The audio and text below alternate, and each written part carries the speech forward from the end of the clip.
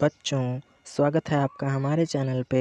और आज हम पढ़ने वाले हैं कक्षा 6 की हिंदी पाठ्य पुस्तक से पाठ 17 बादल चले गए वे।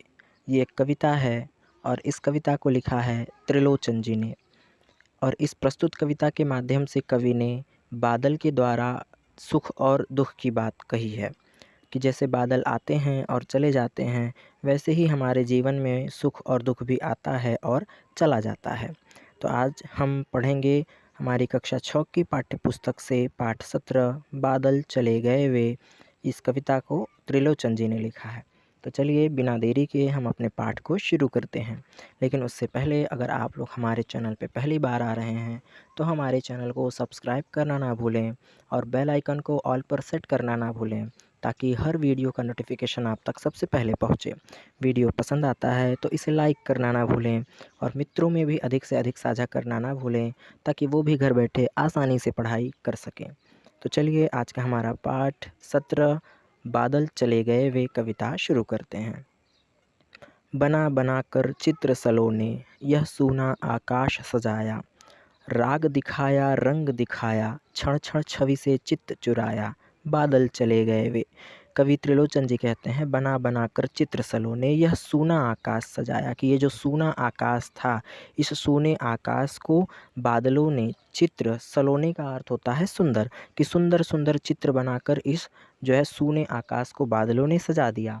और उसके उपरांत राग दिखाया, राग का अर्थ होता है प्रेम, कि उन जो है चित्रों से प्रेम दिखाया और रंग दिखाया, यानी विविध प्रकार के रंगों से और प्रेम से इस आकाश को जो है बादलों ने सजा दिया। क्षण क्षण छवि से चित्त चुराया, कि और प्रत्येक क्षण, चित्त का अर्थ होता है हृदय, कि इतना सुंदर जो है चित्र बनाया बादलों ने इस सोने आकाश में, कि जो है क्षण क्षण चित्त को चुरा लिया। और फिर उस सुंदर चित्र को बनाने के उपरांत वे बादल चले गए। कवि कहते हैं आसमान अब नीला नीला, एक रंग रस श्याम सजीला, धरती पीली हरी रसीली, शिशिर प्रभात समुज्ज्वल गीला, बादल चले गए वे। कि वो जो बादल चले गए तो आसमान अब बिल्कुल खाली हो गया है, आसमान अब नीला नीला, अब बिल्कुल नीला आसमान दिखाई दे रहा है।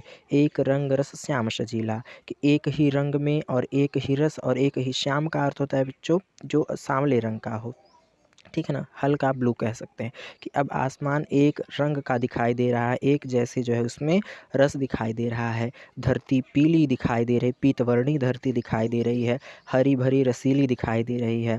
शिशिर प्रभात समुज्ज्वल गीला, कि जैसे वर्षा के उपरांत बादलों के द्वारा वर्षा होती है तो जो है हमारी धरती हरी भरी दिखाई देती है। समुज्ज्वल का अर्थ होता है बच्चों जो सफ़ेद चमकीला हो, या हम कह सकते हैं प्रकाशवान। अर्थात बादलों ने पहले आकाश को सजाया सुंदर सुंदर चित्रों के द्वारा, फिर धरती को सजाया वर्षा के द्वारा, वहाँ हरे भरे खेतों को सजाया, और उसके बाद वे बादल चले गए। आगे कवि कहते हैं 2 दिन दुख का 2 दिन सुख का, सुख दुख दोनों संगी जग में, कभी हास है कभी अश्रु है, जीवन नवल तरंगी जग में, बादल चले गए वे 2 दिन पाहुन जैसे रहकर। अंतिम पंक्तियों में कहते हैं कवि कि 2 दिन दुख का 2 दिन सुख का, कि जिस प्रकार से बादलों ने सूने आकाश को सजाया, वर्षा की, उसके उपरांत वो बादल चले गए, वैसे ही मनुष्यों के जीवन में 2 दिन सुख का होता है, उसके उपरांत 2 दिन दुख का, और यानी दुख के बाद सुख आता है। सुख दुख दोनों संगी जग में, इस संसार में सुख और दुख दोनों एक दूसरे के संयोगी है, अर्थात दुख है तो उसके उपरांत सुख भी मिलेगा। कभी हास है कभी अश्रु है, हास का अर्थ होता है बच्चों हंसी, और अश्रु का मतलब होता है आंसू, कि कभी यदि कोई व्यक्ति हंस रहा है तो उसे निसंदेह रोना भी है। जीवन नवल तरंगी जग में, नवल तरंगी का अर्थ होता है नई लहरों से युक्त, कि जो जीवन है वह नई लहरों से युक्त है, कभी हास है तो कभी हंसी है तो कभी अश्रु है। बादल चले गए वे, कि वे बादल चले गए, अर्थात सुख और दुख के जो बादल होते हैं 2 दिन के बाद चले जाते हैं। 2 दिन पाहुन जैसे रहकर। पाहुन का अर्थ होता है बच्चों अतिथि, या कह सकते हैं कि मेहमान, कि जिस प्रकार से मेहमान जो अतिथि होते हैं वह 2 दिन रह कर के चले जाते हैं, वैसे जो सुख और दुख है वह मेहमान की भांति होते हैं और 2 दिन के उपरांत वह चले जाते हैं। अर्थात दुख है तो वह भी चला जाएगा और यदि सुख है तो वह भी चला जाएगा, जैसे मेहमान।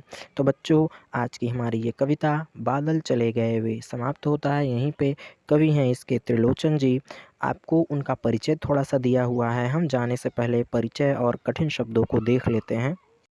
त्रिलोचन का जन्म 20 अगस्त सन 1917 ईस्वी को सुल्तानपुर उत्तर प्रदेश में हुआ था।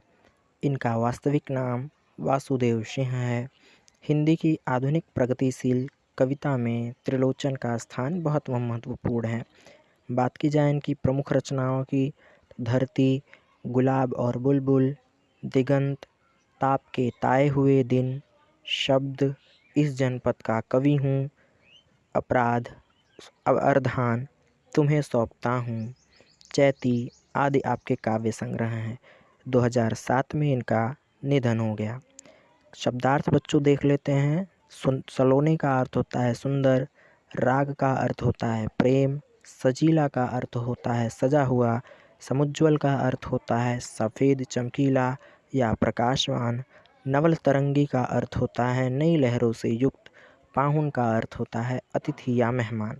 तो इस तरीके से बच्चों आज का हमारा ये पाठ समाप्त होता है यहीं पर। जाने से पहले आप लोगों से रिक्वेस्ट है, अगर अभी तक हमारे चैनल को नहीं सब्सक्राइब किया है आपने तो जल्दी से इसे सब्सक्राइब कर लें और बेल आइकन को भी ऑल पर सेट करना ना भूलें, ताकि आने वाले हर वीडियो का नोटिफिकेशन आप तक पहुंचता रहे। वीडियो पसंद आए तो इसे लाइक करना ना भूलें और मित्रों में भी अधिक से अधिक साझा करना ना भूलें, ताकि वो भी आसानी से घर बैठे पढ़ाई कर सकें।